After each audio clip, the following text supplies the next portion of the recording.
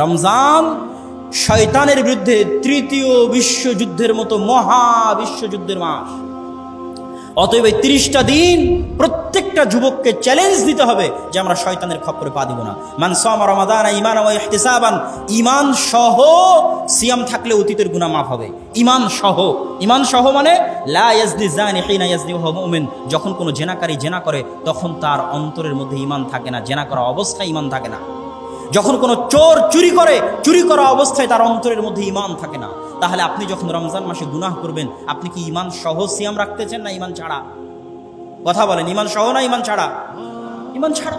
অতএব হে মা এবং বোন, হে উপস্থিত যুবক সমাজ, আমার পক্ষ থেকে রমজান মাসে দুইটাই দাবি। এক, কোরআন কোরআন কোরআন কোরআন। রমজান মাসে কিছু করতে পারেন আর না পারেন, কোরআন তেলাওয়াত করেন।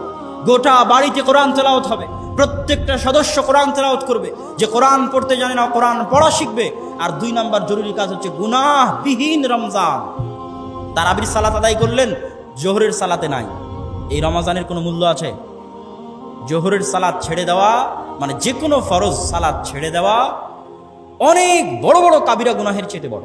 ইবনুল কাইয়িম রাহিমাহুল্লাহ তার বইয়ের মধ্যে লিখেছে এই সবচেয়ে বড় গুনাহ শিরকের পরে যদি থাকে তাহলে সেটা হচ্ছে তারকুস সালাহ, সালাত ছেড়ে দেওয়া, অনেক গুনাহের চেয়ে বড়।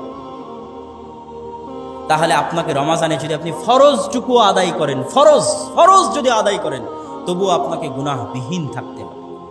আল্লাহ সুবহানাহু ওয়া তাআলা আমাদের এই রমজানকে গুনাহবিহীনভাবে এবং কোরআনময়, কোরআন তেলাওয়াতের মাধ্যমে, কোরআন পড়ার মাধ্যমে, যারা ইতিকাফে